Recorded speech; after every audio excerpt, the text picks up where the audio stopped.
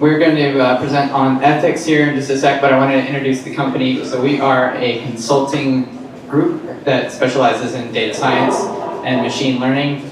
So that includes pretty much anything that you want to do in that space. I think we have an interesting spin on it, though. We also do team building. So if you're a company and you're trying to develop an in-house data science team, and you might already have data scientists and you have a business need, then we can mediate between those two groups or assess your readiness to build internal teams. So that's in addition to the custom solutions that we can provide, building either on-prem or in the cloud, analytical engines to go ahead and munch your data, produce actionable items, and even integrate with existing systems. So we have developers on staff, and we're always looking for folks who are interested in doing that work as well. So if you have any questions, find me afterward. I'm happy to talk to anyone and everyone. I'm really excited to be here. Ben and I actually met at DAML not all that long ago, so I'm very excited to be on this side of the room now, and yeah, thanks for having us.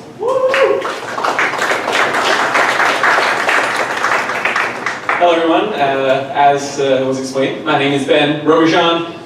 John kind of stole my line. I was going to say we met here and decided we're going to start a consulting company not that long ago.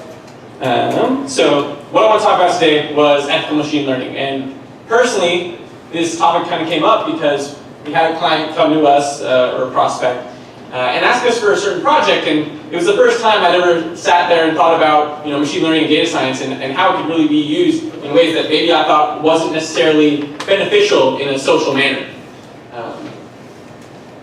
So quick background about me. I've been in the data and tech world for about 5 years or so for now. It started kind of in college, and when I saw my first kind of neural network that a PhD student showed me, and I was set from there. From then on, I was like, this is where I want to do, this is what I want to be in. Particularly, I focus on healthcare, web scraping, kind of that field. So I wanted to start us off with a baseline. This was our first inquiry ever. For those of you who can't read, the person saying, basically, can you help us hack an Instagram account? And if not, can you tell us someone that could do it for us? No. I had to go check our site like 10 times after this to make sure our site said nothing on the lines of we are hacking or we're selling hacking services or whatnot. Our site is not a .onion site, nor is it you do not need a Tor browser to get to it. You can Google us, we will show up. So this was kind of the first, or this is a baseline for, this isn't a question about ethics, this is illegal. So we definitely said no. We definitely were like, thank you so much for reaching out to us. We're glad you found this interesting. However, we cannot provide these services, nor do we know anyone that can. I might know a few people that can. All right, so the next kind of point that I kind of wanted to build this base on was some algorithms are just misguided. About, I think it was a month ago, I met a girl named Rebecca at Galvanize. She's a budding data scientist. And she talked to me about her project that she worked on that had to do with recidivism. Recidivism is the likelihood that a convict will actually recommit a crime following their indictment. So the Compass algorithm in particular has shown, based by another company, looked at it and was analyzing the results of people that were, this algorithm was used against, and they were finding that African-American defendants that were more likely to be given a higher score, but yet would likely not recommit, whereas a lot of white defendants that were given much lower scores, and so saying they would not likely recommit, would often recommit a crime. So whether this is, there could be obviously confounding factors in this analysis, but it's a great point to say that sometimes data is biased, and even if you build a great algorithm, you unintentionally can do things that might not help people. Up here, I've got a quote from the article from ProPublica that is the company that did this analysis. And they were kind of saying that the Attorney General in this case was saying, like, there's probably nothing wrong when they did this. They weren't trying to do anything bad. it probably was just biased data. And that's honestly something that can happen. For anyone who's done data science, things sometimes go wrong. Sometimes the algorithm works so well that in one case, a phone company was trying to keep their customers, and when they would call them up because they had a chance of leaving, because they were just basically doing an analysis to see like would these people churn and leave. When they called them up, instead of them being like, hey, why do you want to leave and how can we help you stay? They'd be like, oh great, you called us, we wanted to quit, but we just lost track of time, and now that you called us and you're on the line, can we just quit now? So sometimes data science goes wrong, and that's totally normal, and that happens. All right, so my last kind of base point before I started talking about what happened with us and our experience, I wanted to give two kind of side-by-sides. Does anyone here know what the monster study is? Has anyone heard of it? All right, so the monster study occurred in 1939. This was back in a time when the prison Stanford experiment happened. A lot of other experiments that psychologists were testing were kind of what we consider nowadays unethical, and things that are now, I'd say below, used examples of things we can't do in studies. The monster study in particular, what it did was it took 22 orphans, and half of which had normal speech, the other half had a stutter problem, and they split them into two groups. And half of them, they positively told, hey, your speech is getting better, you're doing great, keep learning. The other half, they're like, your speech is terrible, you've got issues, you've got to work on it, be careful when you speak. And this half was also built up of both people with normal and stuttering problems. So the end result was that half that was told a lot of negative phrases actually ended up being very held back in school. They didn't want to talk out anymore, they didn't want to talk to their friends because they started feeling the effects of this negative, the negative words that were being said to them. In the end, in 2007, so remember this happened in 1939, in 2007, 6 of them were compensated, $925,000. So you can see almost 7 years later, there was some compensation. All right, flash forward, 2014. Who has heard of the Facebook's emotion study? That's actually less people than I wish would raise their hands. So the Facebook emotion study is something you guys can actually Google. You can Google basically Facebook contagion and emotion, and you'll find this study that they did in 2014, where the premise and the thought of it was, can emotions spread like a contagion? What they did is they took 700,000 users without them really knowing, or without them knowing. When you click that, you can do whatever you want to me Facebook button when you sign up. They can do whatever they want to you, supposedly. And half of them, they supplied with more often than not positive posts, and the other half, they supplied more often than not negative posts. With the kind of obvious result that the people that were receiving positive posts would post more positive words, and the people that were seeing negative posts would see more negative words. So obviously there's been $0 of compensation, and as we just kind of, by raise of hands, it's kind of been ignored, and people have kind of forgotten what Facebook has kind of done, and whether that's right or not, that's up for probably history to decide. All right, so I want us to lay like another ground thing, that I am a certified ethical person. Who here has dealt with IRBs? I'm curious, IRBs? Okay, some people, right? All right, so IRBs, for those of you who haven't had to deal with them or maybe haven't heard of them, it's an institutional review board. SBE is another just abbreviation. It's social behavioral education and education. So similar to getting like your food handler's permit, before you can start doing research on people, you technically have to be, if you're working for say a university or I worked at a hospital, you technically have to be quote unquote certified that you're not going to take advantage of people. That's the whole purpose of this, of having an institutional review board. They basically look over your study before you run it.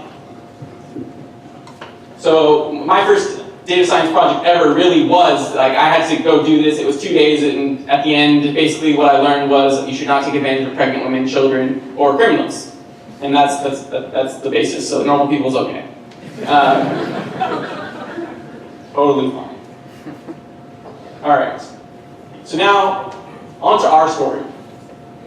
So it all kind of started with a phone call. As consultants, you get phone calls, you get emails, inquiring, what can we do? What kind of services can we do? And they asked us to build an algorithm, a model, whatever it would have been in the end. And it was really exciting personally, because we're talking about, they didn't just want us to design an algorithm. They wanted us to integrate it, they wanted it to be automated, they wanted to be, person-on-person basis, all things that get me really excited. Sometimes as a data scientist, you get a project that's just like, just research this thing and give us a result at the end, and we don't, we'll just make decisions from it. But sometimes you get to integrate things into systems, and that's something that really excites me. I love actually designing systems and, doing the whole 9 yards rather than just getting stuck with the analysis. And so that was their question: can you design an algorithm or a model?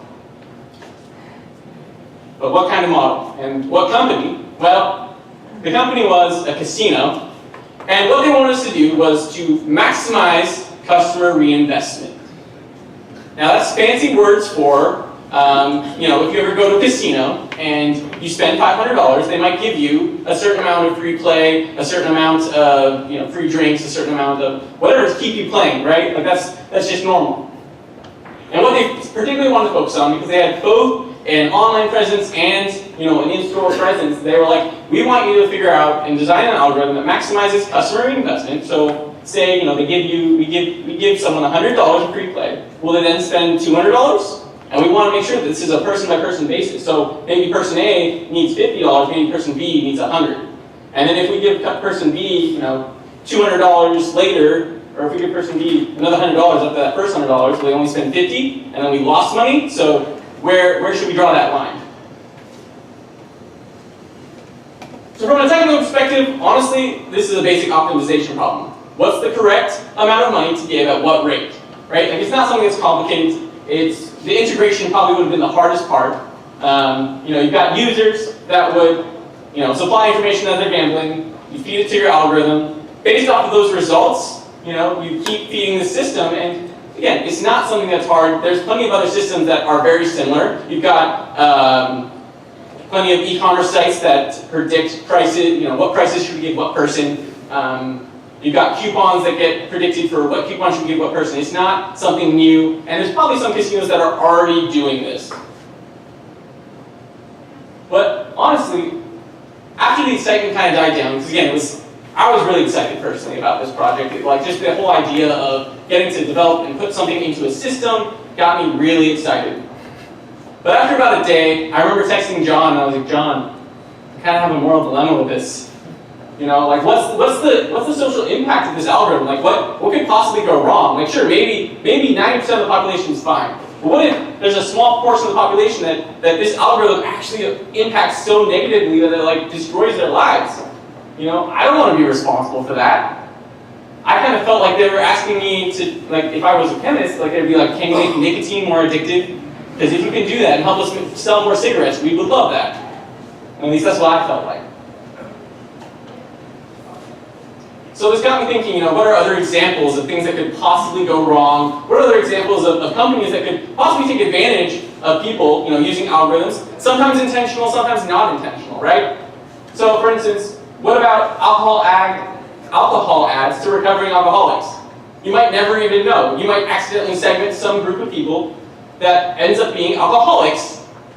You have no idea, and you start sending them ads, and now you're ruining people's lives because you want to make $200 extra. And then of course already live research projects on users. That's kind of, already, there's some boundaries there. We do A/B testing, that's normal. But what goes from trying to increase user experience to manipulating users just for your own gain? And then finally this last one, you'll notice it's very wordy. This is because one of the people I've worked with in the past told me about an interview where this large e-commerce site talked about what they wanted him to do. And what they wanted him to do was basically have users interact with the message in the morning that essentially made them love their jobs. They were trying to reduce attrition without increasing salaries.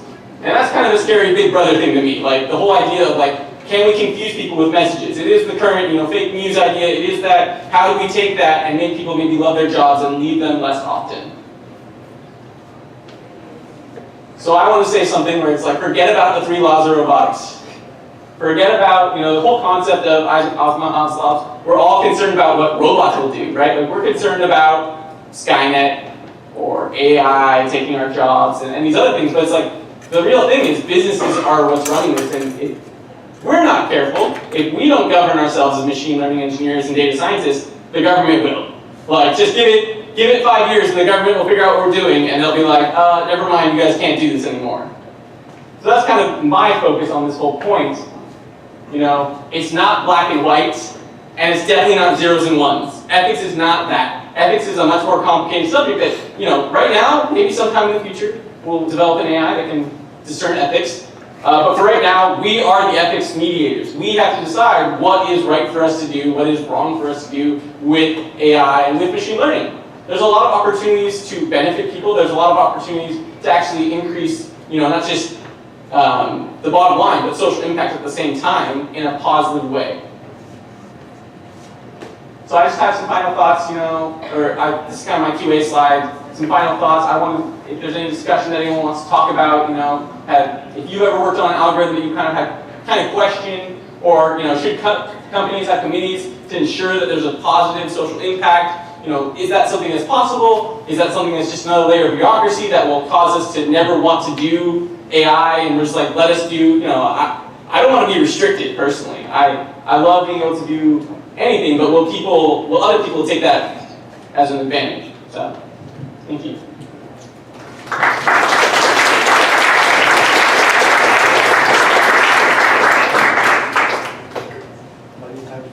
Yeah, plenty of time for QA. Got a mic here if anyone wants to ask a question.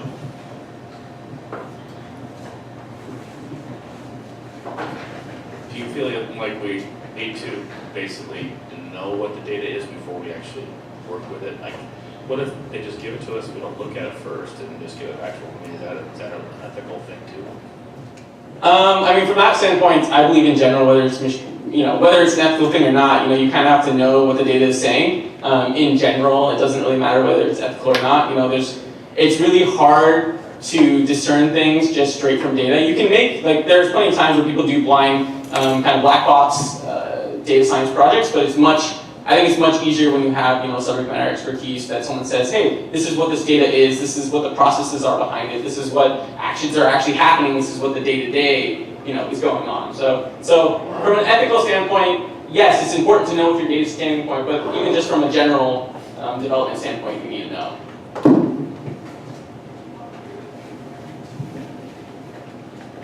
Did you end up finishing that casino study? And if so, do you feel bad about it? I knew that was going to be a question. We did not, you know, one of the pains of consulting is you have to put in a bid. And this is the first time I've ever sat there and been like, I really hope we don't get this one. I really hope we don't get this one. I really hope we don't get this one. You know, I'd always prefer more customers than not, but we didn't get picked for it. And, you know, I was glad, honestly. Like, some people might be like, aren't you bummed you spent, you know, a few hours of work having set up a project proposal? And I'm like, no, I was sitting there, really sitting there, I really don't want this. I really don't want this. I really don't want this. I'm someone that when I say yes, I kind of get stuck into this, yes, I said yes, so I got to do it. So I was really happy when it kind of just flew away. Just more people in the back.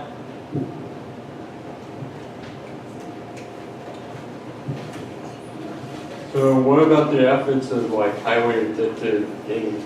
Should games have timeouts, or have you been playing for hours on end and just time out and say you need to take a break?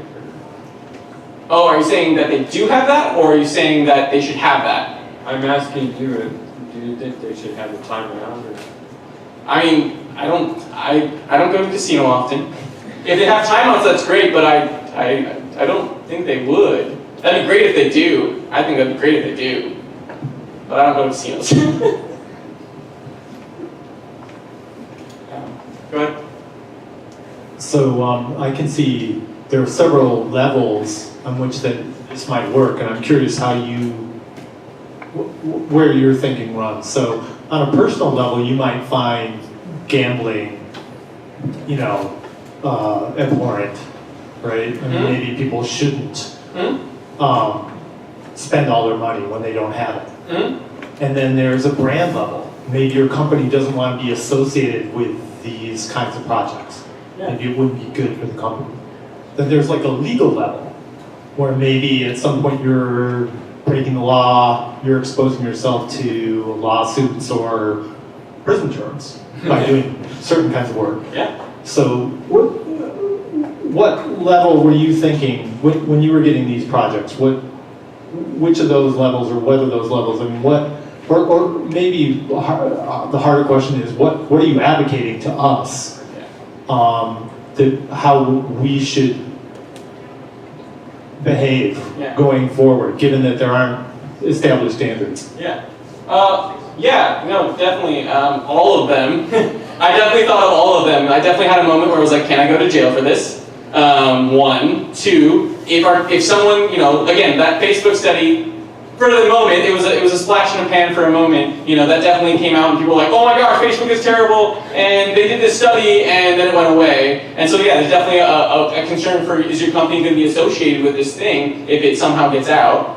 And then finally, on a personal level, like I said, like the second day, I kind of messaged John. I was like, John, I have a moral dilemma with this. So yeah, on all three levels, I really was concerned.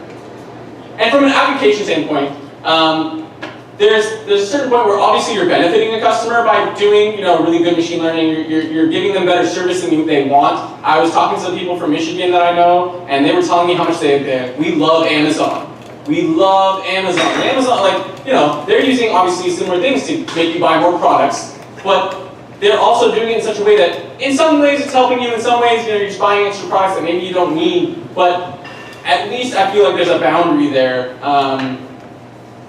When you start manipulating people, especially with things that have a negative social impact, I think that's the boundary. It's like, if you are manipulating people purposely to cause them to do something that might not benefit society, or at least themselves, if not society, themselves as a person, that should be kind of the line. Like, you should be concerned about other people's well-being when you design these algorithms. You should really think about, hey, how is the user going to be experiencing this? How is the user going to take this?